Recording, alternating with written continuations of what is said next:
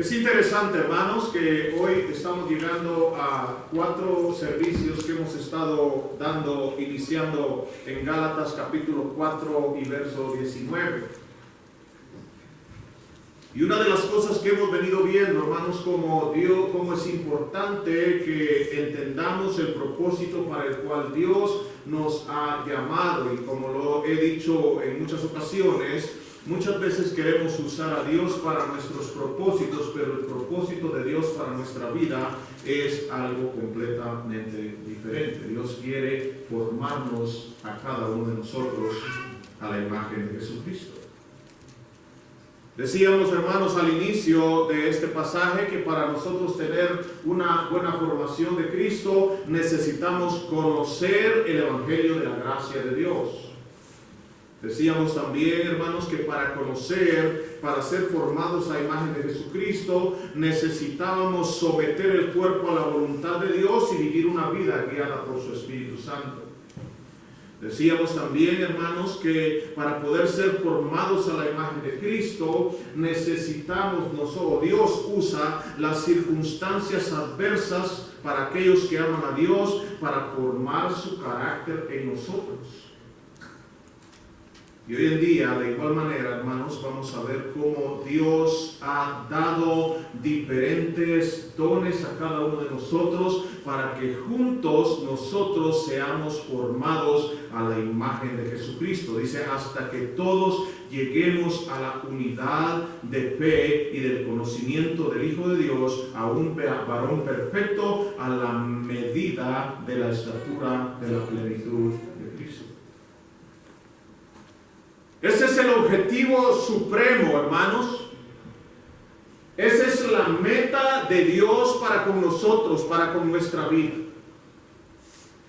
Nosotros venimos a Cristo y nacemos de nuevo, de acuerdo a lo que vemos en Juan 3, que necesitamos nacer de nuevo. Y una vez que nacemos de nuevo, Dios pone en nuestro corazón un corazón nuevo, un corazón que anhela conocerle, que anhela servirle, que anhela estar en su presencia adorándole. Ese es un indicador, hermanos, de que nosotros hemos nacido de nuevo. Que tenga usted un deseo por buscar y conocer a Dios y adorarle y servirle. Porque el ser humano, hermanos, por naturaleza no tiene esa inclinación. De hecho, el ser humano no quiere saber nada de Dios. Y cuando nosotros venimos a Dios, hermanos, y Dios cambia nuestro corazón y nacemos, somos insertados en la nueva familia de Dios. Y dice la Biblia que a todos los que le recibieron, a los que creen en su nombre, se les ha dado ahora el poder, la potestad, el derecho de ser hechos hijos de Dios. Y si hijos de Dios, dice la palabra, también somos herederos y coherederos con Cristo Jesús. Señor.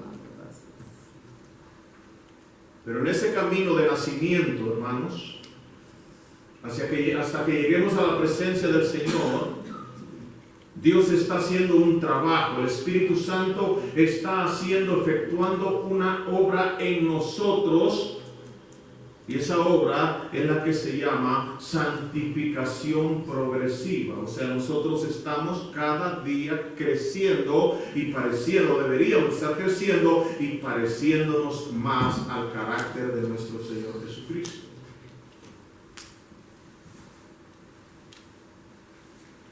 En este pasaje, como ya mencioné, hermanos, veremos que, y si usted conoce lo que es Efesios, hermanos, muchas veces encontramos que, al igual que en Gálatas, Pablo le dice que una de las razones por las cuales ellos estaban viviendo no acorde a la formación que Dios quería en su vida, era porque habían enseñado un mal evangelio, y ese evangelio distorsionado estaba no permitiéndoles crecer adecuadamente.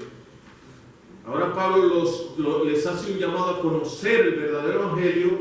De la misma manera, Pablo acá en Efesios, hermanos, nos damos cuenta de que en los capítulos anteriores, Pablo empieza a desarrollar el tema de lo que Dios ha hecho por nosotros.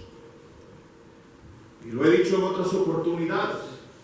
Pero ¿por qué Pablo, hermanos, por qué Pablo empieza los primeros capítulos hablando de lo que Dios ha hecho por nosotros, hablando de la gracia de Dios, de la misericordia de Dios, del amor de Dios, que somos salvos por gracia, que somos salvos en Cristo Jesús por el puro afecto de su misericordia, que Él nos escogió, que Él nos bendijo con bendiciones espirituales, que Él nos adoptó, que Él nos redimió, que Él hizo sobreabundar sobre nosotros sabiduría e inteligencia, dándonos a conocer el misterio de su voluntad? ¿Por qué Pablo empieza enumerando todo lo que Dios ha hecho por nosotros? El apóstol Pablo empieza haciendo eso, hermanos, porque el apóstol Pablo espera que eso sea la fuerza motriz que nos mueva a vivir una vida agradable a Dios. Pablo no quiere que nosotros tratemos de vivir la vida cristiana en nuestra fuerza personal, o que tratemos de dejar de hacer ciertos hábitos por nuestra fuerza personal. No lo podemos, ninguno podemos vivir la vida cristiana. Esto es como que dijéramos, ¿verdad? Usted, mire, le damos un vehículo, le quitamos el motor y ahora le digo yo, necesito que usted me lleve este motor, este carro de este lugar a este lugar. Y resulta que en el camino para llevar a este automóvil del plan A al plan B, hay una subida muy inclinada. Posiblemente usted va a empezar y corajudamente va a agarrar ese automóvil que no tiene motor, el cual yo le dije que moviera, ¿verdad? Y porque era una necesidad moverla, y usted empezó a moverlo y con mucho esfuerzo empezó a moverlo, pero después de un determinado tiempo se empezó a cansar, se empezó a fatigar, y cuando llegó a la subida usted vio que no podía con ese peso del automóvil. Así hay mucha gente queriendo vivir la vida cristiana. Queriendo vivir la vida cristiana en su propia fuerza. Queriendo cumplir con ciertos objetivos, con ciertas demandas que la Biblia enseña en su propia fuerza, pero no hay una fuerza motriz que lo empuje. Hermanos, ese motor que debe de empujar el anhelo de conocer, el anhelo de servir a Dios, el anhelo de adorar a Dios, es lo que Dios ha hecho por nosotros.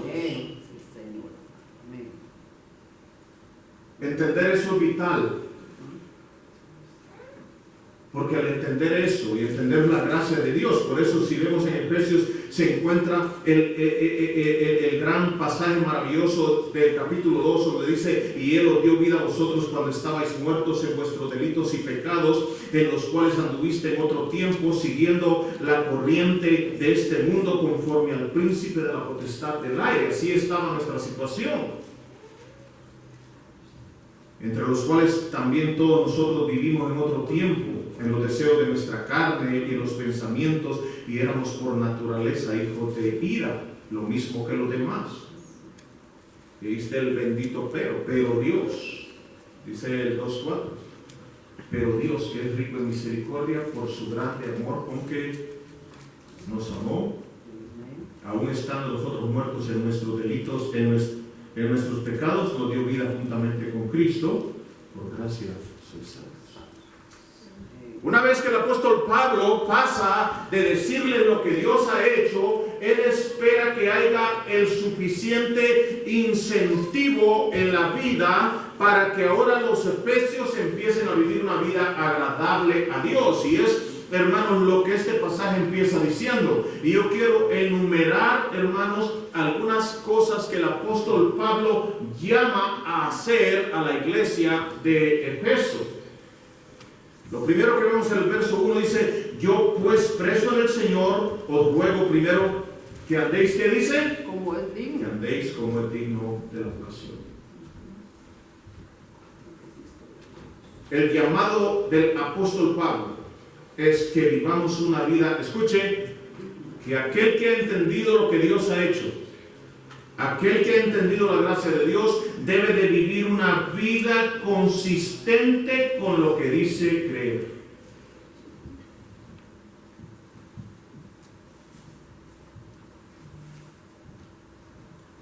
Hermanos, dicen creer en Cristo, dice el apóstol Pablo, conocen la gracia de Dios, saben lo que Dios ha hecho por ustedes, ahora vienen las responsabilidades de ese conocimiento.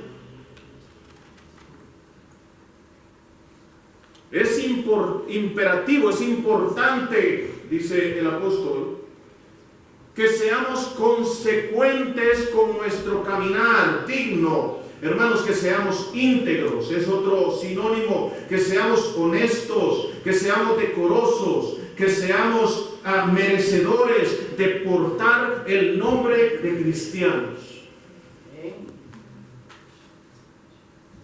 No se puede, hermanos, decir soy cristiano y ser inconsistente con una conducta completamente diferente. Camina dignamente, lo que está diciendo el apóstol. Sé consecuente, sé consistente con lo que dices creer. No puedes decir que eres cristiano y vives y actúas y piensas de una manera como no lo debe hacer un cristiano. No puedes decir que eres cristiano y tienes hábitos que te esclavizan a cosas que no son cristianas. De hecho, hermanos, puede ser un peligro porque podemos estar engañados, consolándonos y diciéndonos nosotros mismos que somos cristianos, y vaya sorpresa que nos vamos a llevar o se van a llevar cuando lleguen a la presencia del Señor y les diga el Señor, nunca los conocí apartados de mí, hacedores de maldad. Una prueba de tu cristiandad es la consistencia de tus actos con tus palabras. Si dices que eres cristiano, pero tu vida no muestra ese cristianismo, hermano o amigo, esta noche yo te sugiero que examines tu vida, porque Dios nos manda a ser consistentes, consecuentes con lo que decimos creer. Vive dignamente. El verso 2 nos dice otra cosa. Dice que el cristiano debe de vivir esforzándose por guardar la unidad.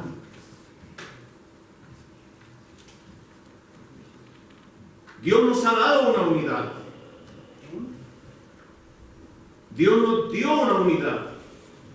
Ahí lo dice, un cuerpo, un espíritu, como fuisteis también llamados, una misma esperanza. O sea, todas esas cosas las tenemos en común. Dios nos ha llamado, Dios nos ha bautizado, Dios nos ha dado una esperanza, Dios nos ha dado una misma vocación, Dios nos ha dado un mismo Señor, Dios nos ha dado una misma fe, un mismo bautismo, un mismo Padre. Tenemos todas esas cosas. Ahora, dice el escritor, es necesario que tú te esfuerces para que esa unidad que Dios te ha dado a través del Espíritu, Cristo y el Padre, tú la puedas mantener, tú la puedas cultivar, tú la puedas fomentar y no permitir que tus actitudes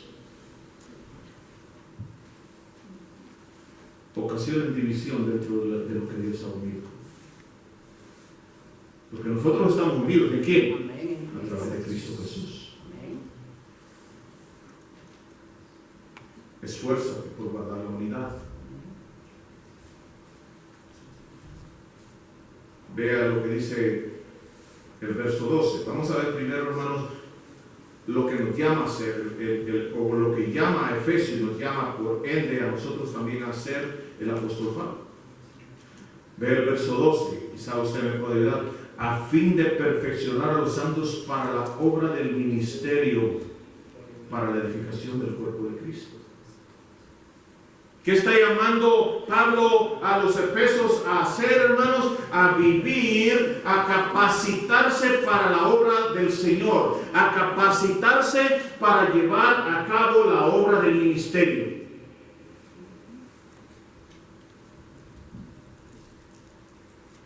¿Se da cuenta, hermanos, cuántas responsabilidades? ¿Se da cuenta que la vida cristiana implica, hermanos, esfuerzo? implica sacrificio, implica dedicación, pero todo lo que disciplina, pero todo eso no es posible, hermanos, cuando no se ama. Necesitamos amar y conocer a Dios para poder hacer estas cosas que el apóstol Pablo nos está diciendo que hagamos.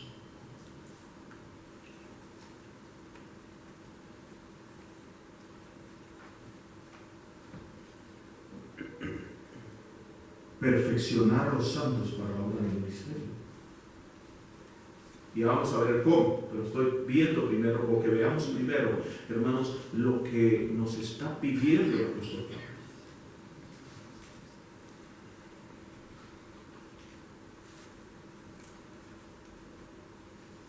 ¿Qué otra cosa nos pide en el 3? Mira lo que dice ahí. Hasta que todos lleguemos a la unidad de la fe y del ¿qué? Conocimiento del Hijo de Dios.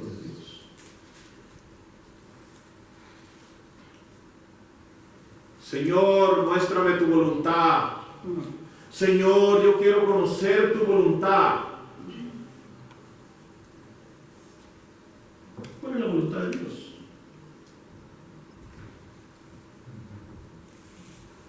¿Cuál es la voluntad de Dios? Dios quiere formarme a la imagen de Jesucristo. Dios quiere que camine dignamente. Dios quiere que se esfuerce por guardar la unidad dentro del cuerpo de Cristo.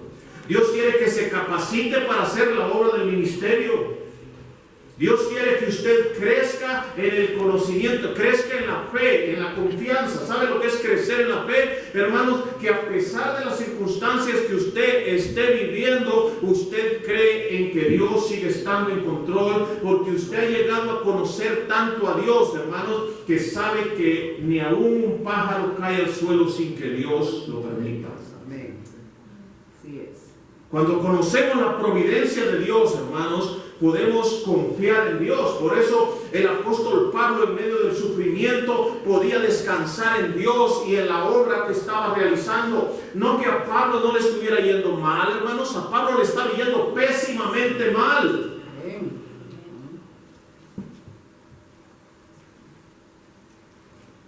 De hecho, lo golpearon tanto en una ocasión que lo dieron por muerto. ¿Qué era lo que lo hacía mantenerse firme dentro de los caminos del Señor? Que él conocía a Dios a un punto que las circunstancias no le permitían dudar de la bondad y del propósito de Dios para su vida.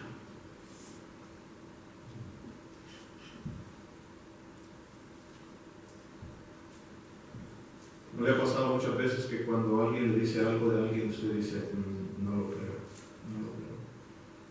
Y usted replica, yo conozco a fulano, no creo que le haya hecho esto, o no creo que le haya dicho esto. ¿No le ha pasado? ¿En qué basa sus conjeturas? ¿En dónde está basando? En que usted dice conocer el carácter de la persona, ¿verdad? Entonces, cuando nosotros conocemos a Dios, hermano, nosotros crecemos en fe, en confianza. Dios quiere que le conozcamos, que nos llenemos del conocimiento, porque en Él, en el conocimiento de Dios, se encuentran escondidos todos los tesoros de la sabiduría y la sabiduría.